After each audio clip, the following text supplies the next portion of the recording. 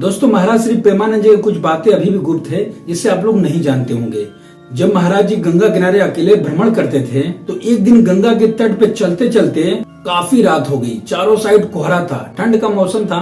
कुछ मीटर के बाद कुछ भी दिखाई नहीं दे रहा था। दूर दूर तक कोई घर और इंसानों का नामो निशान नहीं था। महाराज जी कहते हैं कि मैं थोड़ा सा वहां घबराया, लेकिन मन को संभालते हुए मेरा कदम आगे निकलता जा रहा था। लेकिन कुछ समय बाद मेरे शरीर को इतना ज्यादा अकड़न महसूस हुआ, यानी इतना ज्यादा ठंड महसूस हुआ कि मैं एक कदम आगे नहीं बढ़ पाया। पास में शमशान था जहाँ पे कोई चिता नहीं जल रही थी, लेकिन पहले की वहाँ चिता जल चुकी थी। महाराज जी कहते हैं कि पूरा पैर और हाथ को ऐसे सिकोड़ कर मैं अपने एक साइड में सो रहा था और मैं सोया भी नहीं था। तब तक देखा बहुत विशाल काय एक प्रेत मेरे सीने पे आकर बैठ गया। मैं बहुत कोशिश किया उससे निकलने के लिए, लेकिन मैं नहीं निकल पाया। तब मैं मंत्र का उच्चारण करने लगा, वो प्रेत गायब हो गया।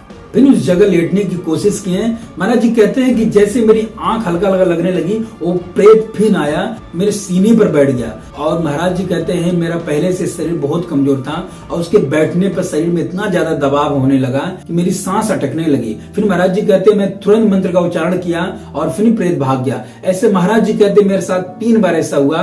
फिर मैं समझ गया ये कोई जगह साधारण नहीं है, ये कोई विशाल प्रेत आत्माओं की जगह है। यहाँ पे कोई विशाल प्रेत आत्मा आज भी भटक रही है। तो महाराज जी कहते हैं उस जगह को मैं छोड़कर जाने लगा और जब आगे बढ़ा तो मेरे साथ एक और घटना हुआ।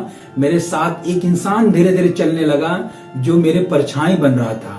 जैसे मैं रुकता तो वो इंसान भी रुक जाता, जैसे मैं आगे बढ़ता तो वो इंसान भी आगे बढ़ने लगता। ऐसे महाराज जी के साथ 1-2 बार वो किया।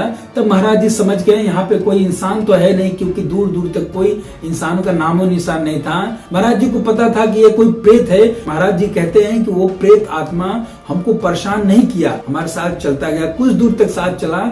इसके बाद वो आत्मा अदृश्य हो गया।